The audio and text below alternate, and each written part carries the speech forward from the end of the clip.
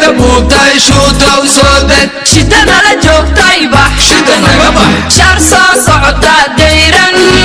shidana la joogtay bax shida naga bax shar soo socota dayran insha Allah shuushkeenuna waa shafaaculaahiya shimbirtii nabade shalayta buubtay shuuta u soo deg. السلام عليكم ورحمة الله وبركاته كسر دوادا برنامج كارو إنه كهاد لنا رجيسة عصب يبل وحيالها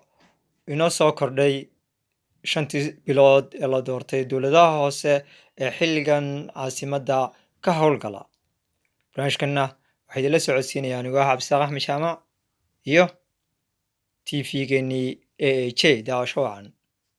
بل وحين إيجنا bal shantii bilood ay joogeen dowladaha hoose jamhuuriyadda Somaliland magaalo gaariba si gaar ah uga faa'iideysatay laakiin meesha la wada naawilayay dhibaatada ugu weyn ee Somaliland ka jirtaana ay ahayd caasimadda oo ahayd muraayadii Somaliland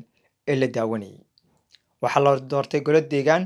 oo kuwii hore ka firfircoon kana waxqabad badan inkastoo maanta inoo soo bandhigeen qalab fara badan iyagoo muddo 5 bilood oo joogay laakiin dooxii Hargeysa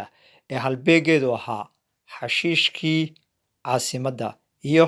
wixii Hargeysa oo loogu bixiyay bacda qashinka ka buuxo mar kaliya ay isbedeshay magaalada Hargeysa oo ah caasimadda jamhuuriyadda Somaliland waa magaalo juqraafi ahaan buuraley ku taala waana dhul kala sareeya dooxna uu hoos maraa magaaladu sidaas ay qurux badantay laakiin 30kii sanadood ee jamhuuriyadda Somaliland jirtay magaaladu marnaba ma helin cid sida qurux badan tahay ka dhigta inkastoo dadku naawilayaan golahan deegaanka imika cusubi inay balmar uun iyaguna wax bedelaan wana rajo dadku qabaan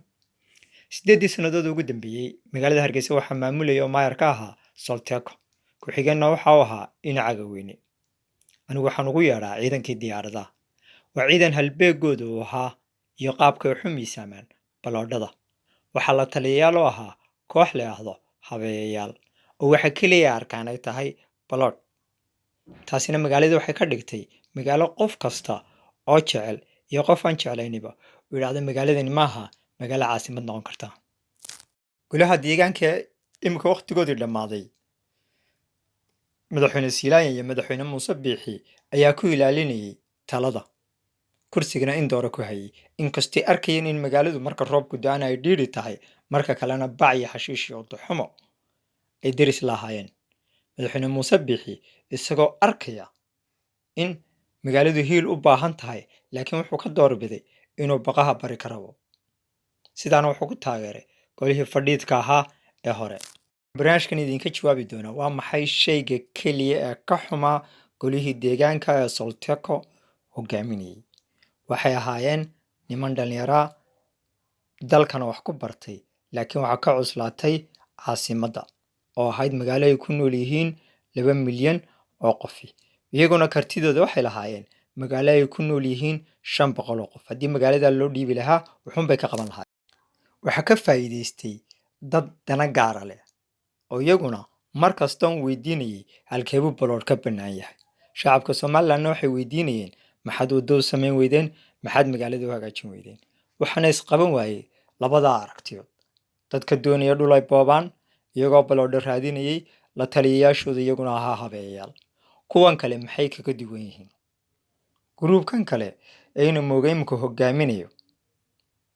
waxay kaga duwan yihiin waxay leeyihiin halbeeg ah Hargeysa ka qurux badan Hargeysadii 30 sanadood Hargeysa lagu soo hirto halbeegoodaas wuxuu u baahan yahay inay tacab badan sameeyaan inay aqoon-yahan isku wareejiyaan qof kasta oo aqoon ay bidaanba inay u yeedhaan waayo dadkaasi waxay tusaale u noqonayaan halka wax la dhigayo inaan tusaale u soo qaadano qof kasta wuxuu xusuusanayay dooxii Hargeysa sidoo ahaa oo ahaa goob xashiish laakiin taasi maanta way ka duwantay kol haddii lagu guuleystay bartamihii magaalada Hargeysa oo ahayd goob xashiish iminkana laga dhigayo meel isho ay qabato barnaamijkeena kan ku xigana waxaanu ku soo qaadan doonaa balaamuraha caafimaadka ee jamhuuriyadda Somaliland iyo dhibaatada ugu weyn ee dadka ka haysata dhakhtar xumada madaw xuma ma dhakhtar xuma mise waa cimilada barnaamijkana waad la socon doontaan haddii Ilaahay ka dhigo sidaana habeen wanaagsan asalaamu calaykum waraxmatullaahi wabarakaatu. waa anigoo ah cabsaaq axmed jaamac idinkaga tegaya salaamullaahu calaykum. nala joogtay bax shida naga bax shar soo socota dayran shida nala joogtay bax shida naga bax shar soo socota dayran insha allah shuushkeennuna waa shafeeculahi shimbirtii nabade jalayta buubtay shuuta u soo deg shimbirtii nabade shalayta buubtay shuuta u soo deg shida nala joogtay bax shida naga bax shar soo socota dayran shida nala joogtay bax shida naga bax shar soo socota dayran